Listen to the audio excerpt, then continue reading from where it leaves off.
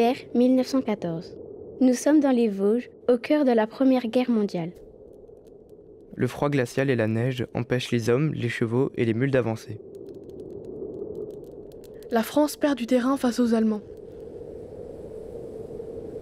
Le capitaine Louis-Joseph Moufflet propose alors d'utiliser des chiens d'Alaska habitués au froid pour ravitailler les hommes en première ligne.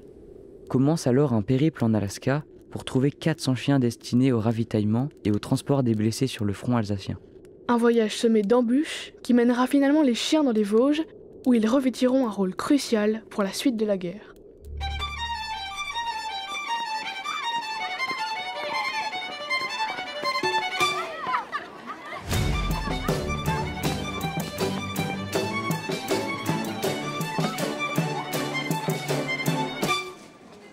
Avec le club histoire du collège Mathias Grunewald, on a organisé une expo qui s'appelle De l'Alaska à l'Alsace, des chiens en première ligne, qui parle des chiens d'Alaska pendant la Première Guerre mondiale. Vous allez concevoir le plan de la maquette, comment vous l'apercevez, d'accord ? En ayant en tête d'avoir ces différents plans, c'est-à-dire du plus loin qui est le cantonnement des chiens, jusqu'aux premières lignes, jusqu'au champ de bataille, d'accord ? 10 Bob says we're going up. I'm not taking that bet. Why? You know I'm right? No, because you haven't got 10 Bob. Je veux juste que vous ayez en conscience comment on passe d'un milieu là qui est complètement vert, calme, paisible, et progressivement on va arriver dans ce qu'on appelle le système tranché. Celui-là, tout là-bas. Par exemple, celle qui est tout en fond là, vous voyez qu'il y a des barbelés tout au-dessus. Donc ça veut dire qu'on fait, on est vraiment en première ligne, on va empêcher les Allemands de rentrer. Là c'est très bien, vous avez repéré le no man's land, vous avez les positions de tireurs, c'est-à-dire qu'il y a, voilà. Vous voyez ce que je veux dire ? Donc là maintenant c'est à vous de transposer ça en maquette. Vous êtes libre là-dessus de concevoir le cantonnement et la montée au front progressive. Donc là, vous avez une densité du réseau de tranchées. On a des récits de soldats qui envoient des cailloux par-dessus parapet avec un message enroulé autour pour l'envoyer aux Allemands. Ils s'entendent. Vous pouvez mettre en avant aussi à un moment donné dans votre plan. T'en mets 2-3, genre, tu fais des petits hameaux de 2-3, genre. Je sais pas si ça se dit, mais... Dis-moi un peu. En fait, c'est genre...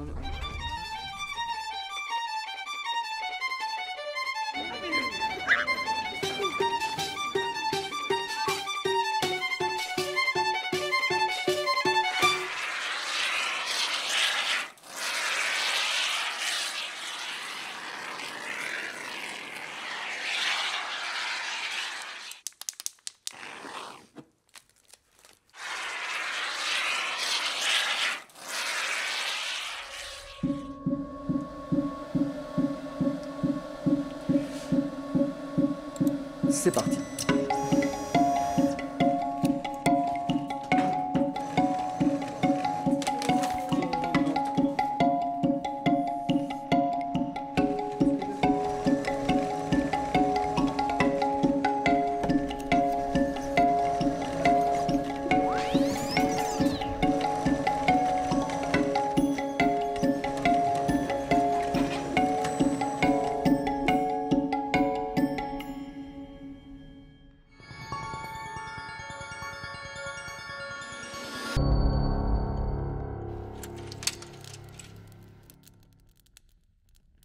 Alors on va contacter Eric Baratek, un historien spécialiste dans le ressenti des chiens, pour lui poser différentes questions sur le ressenti des chiens et ce qu'on n'a pas compris dans ces textes ou ce qui manque. 1, 2, 3, 4, 5, 6, 7, 8, 9, 10. Oui, une dizaine. Une dizaine. Ouais.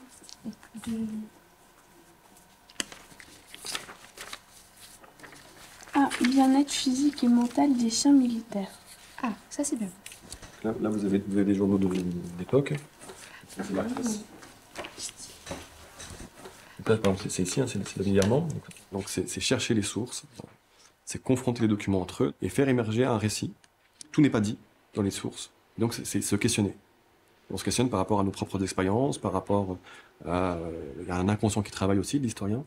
Et donc avoir des nouvelles interrogations, se dire mais c'est marrant, là je vois, il a un masque à gaz, lui, mais le chien il l'a pas. Et donc comment ça se fait ?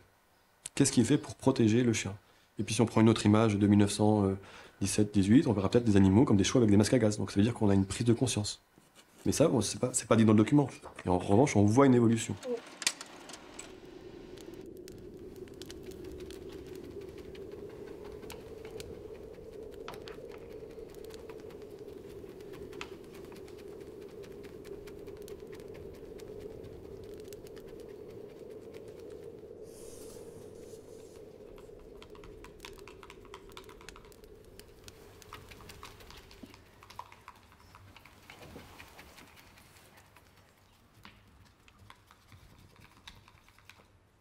connaissez le nom de ce bleu de l'uniforme?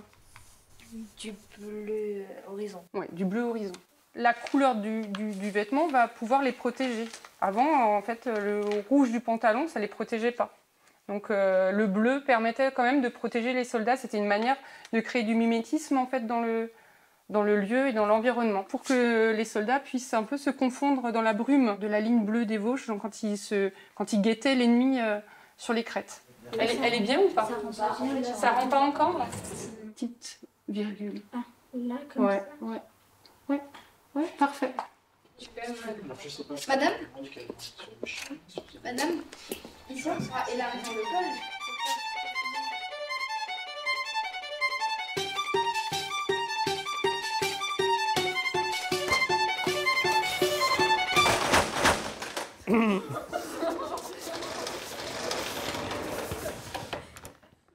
Donc là, sur le premier panneau, on explique un peu d'où vient l'idée, pourquoi on a utilisé des chiens d'Alaska pour pouvoir ramener les ravitaillements aux troupes sur le front. On est l'équipe BD et on a fait le scénario. Donc après, on a pris un chien et en fait, c'est le chien qui a raconté son histoire tout au long de la BD. Donc ils ont transporté 90 tonnes de matériel. Au début, ils étaient 436 chiens et 250 chiens furent tués. Vous n'êtes pas fiers de vous là quand même, parce que vous voyez ça? Le travail bien fait, le travail accompli depuis septembre-octobre, vous ne voyez pas forcément où est-ce qu'on allait en venir quoi. En septembre, on se disait que c'était peut-être beaucoup de travail et puis finalement, en quelques mois, on en est à avoir fait 5 panneaux. Donc je suis plutôt fière et puis c'est quelque chose qui va rester dans le temps. J'ai appris à chercher des informations, à comparer, j'ai trouvé des images, faire des travaux de recherche, ça m'intéresse parce que j'aimerais bien devenir historienne.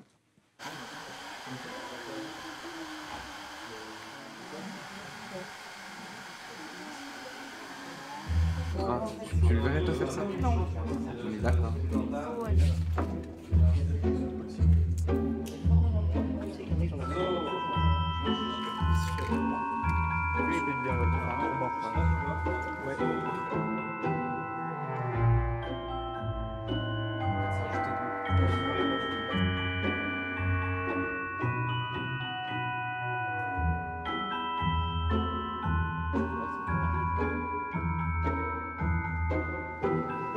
En fait, je vais pas te dire stop. Donc, Stop. vas-y.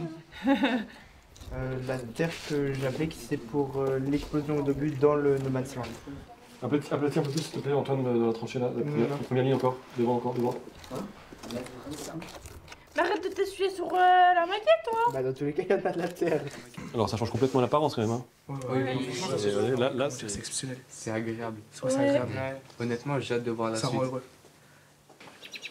Messieurs, dames, donc nous entrons dans la ligne première ligne, tranchée de première ligne, tranchée d'observation. Vous voyez qu'elle est beaucoup plus fortifiée, profonde pour éviter les tirs. Alors il faut imaginer en plus avec le parapet, les meurtrières qui servent à observer les lignes ennemies, les lignes allemandes. Et puis cette tranchée dispose aussi de cagnards qui servent à mettre le matériel, les munitions.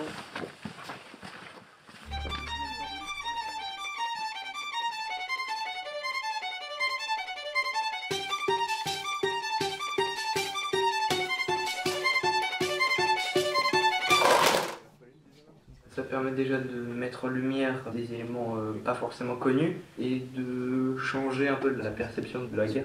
Il se fait sniper. Il a vraiment la tête qui dépasse de fou. Ça m'a donné beaucoup plus confiance en moi. Maintenant, je sais que je peux faire plus de choses que ce que je pensais. Ça apporte une certaine satisfaction de voir que le projet il a évolué. Moi, je suis fier de ce qu'on a fait. Ça m'a permis d'apprendre mieux à travailler en groupe et s'adapter à chaque personne de notre groupe. En vrai, c'est immersif, en vrai. Là, t'as l'impression d'être dedans. Tu regardes, t'as l'impression d'être dedans. Là, il y a un fil de je sais pas quoi. Bon, c'est un peu... C'est du plâtre.